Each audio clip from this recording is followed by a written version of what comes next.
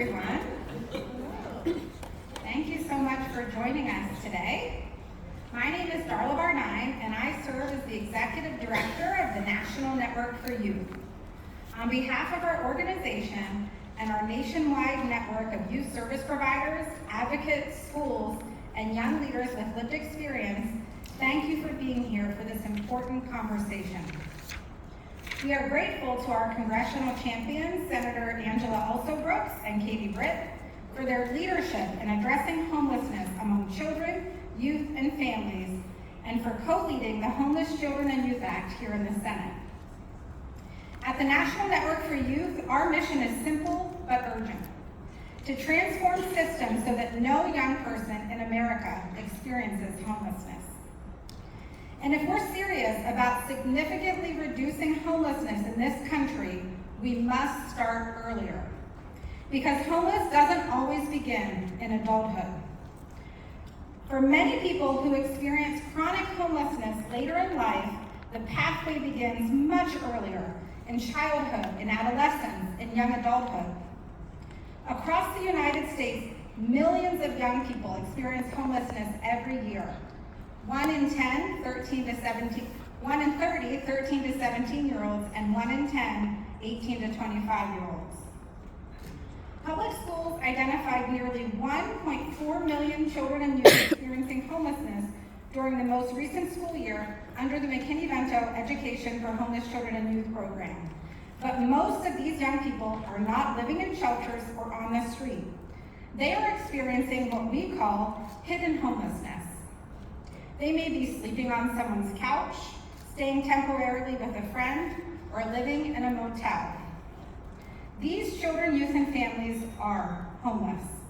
In fact, they're considered homeless by the U.S. Department of Education, McKinney-Vento Education for Homeless Children and Youth program, and the Federal Runaway and Homeless Youth Act program administered by the U.S. Department of Health and Human Services, as well as other federal programs.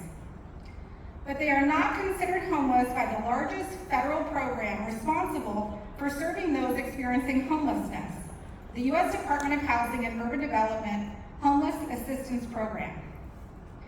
This lack of alignment in the federal definition of homelessness means that many children, youth, and families are locked out of the very services designed to help people experiencing homelessness.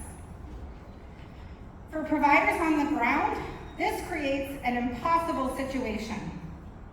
They meet young people and families in crisis, but they cannot always connect them to the housing and resources that could stabilize their lives. And for young people being turned away from services, they are told they need to enter an adult shelter or go sleep on the street in order to qualify. Our current system requires trauma and long-term suffering before you are a priority and eligible for assistance. This should not be our approach to addressing homelessness in the United States of America. This is not just policy misalignment, it's a missed opportunity to intervene early and prevent lifelong homelessness. Research consistently shows that when we stabilize young people and families early, before homelessness becomes prolonged or chronic, we improve outcomes across education, health, employment, and long-term housing stability. Also, we save taxpayer dollars by preventing far more costly crises later in life. That is why the Homeless Children and Youth Act is so important. This legislation takes a practical, common sense step: align federal definitions of homelessness. Under this act, if a child, youth, or family is recognized as homeless under a federal program such as the McKinney-Vento Education Program or Runaway and Homeless Youth Act, they will be able to be assessed through the local coordinated entry process for HUD homelessness assistance. The bill also ensures we better understand the true scope of homelessness by requiring HUD to report on counts that include hidden homelessness, including data from public schools. And it gives communities the flexibility to prioritize the most effective and cost-efficient solutions to prevent and end homelessness locally. Today's briefing is about bringing these policy issues to life. You will hear from youth with lived experience who have navigated these fragmented systems themselves. You will also hear from providers who work every day to support young people experiencing homelessness and who see firsthand how policy barriers affect real lives. Our hope is that this conversation helps illuminate both the challenges and the solutions.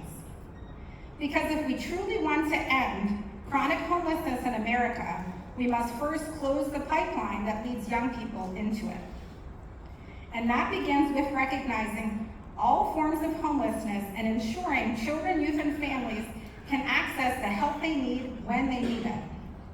Thank you again for being here today and for your commitment to addressing homelessness among children, youth, and families.